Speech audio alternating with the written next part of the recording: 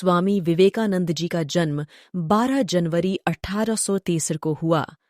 उसके अंदर बचपन से ही भक्ति भाव भरा था।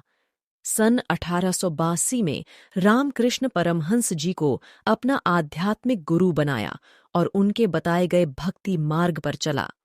घर द्वार छोड़कर सन्यासी का जीवन व्यतीत किया, परंतु हैरानी की बात यह है कि मात्र 39 वर्ष की अल्पायु में असाध्य रोग के कारण स्वामी विवेकानंद की मृत्यु हो गई और इनके गुरु रामकृष्ण परमहंस जी भी गले के कैंसर की बीमारी की वजह से मृत्यु को प्राप्त हुए।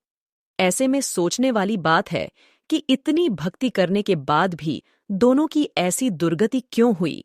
कहा जाता है कि रामकृष्ण परमहंस जी काली माता के इतने बड़े भक्त थे कि माता काली साक्षात उनसे बात करती थी, फिर भी ऐसी दुर्गति क्यों? दर्शकों, जिनकी मृत्यु इतनी दुखद हो, उनके गति अर्थात मोक्ष के बारे में क्या कहना? इसके विषय में श्रीमद् भगवद गीता के अध्याय 16 श्लोक 23 में कहा गया है कि जो साधक शास्त्र विधि को त्याग कर अपनी मर्जी से मनमाना आचरण करता है, यानी मनमानी भक्ति करता है, उसको ना तो कोई सुख मिलता है, ना ही कोई सिद्धि प्राप्त होती है और ना ही उनकी गति अर्थात मोक्ष होता है। ऐसे में विचारणीय विषय है कि ऐसे साधकों की ऐसी दुर्दशा हुई तो आज भी जो लोग शास्त्र विरुद्ध मनमानी भक्ति कर रहे हैं, उनका क्या होगा? सवाल ये भी है कि आखिर कैसे भक्ति करें और किस भगवान की करें। इसके लिए श्रीमद् भागवत गीता में भगवान ने कहा है कि तत्वदर्शी संत की खोज करनी चाहिए, वही सही भक्ति विधि बतलाएगा।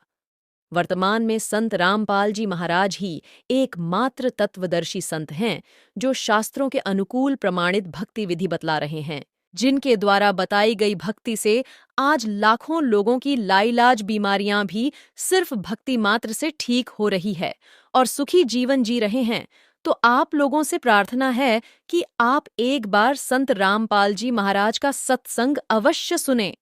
संत रामपाल जी महाराज अपने सत्संगों में सभी शास्त्रों को खोल खोल कर दिखाते हैं।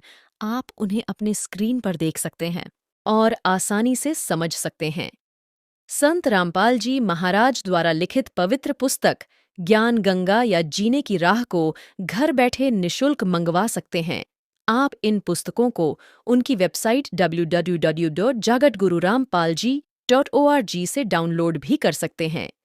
वीडियो में अंत तक बने रहने के लिए धन्यवाद।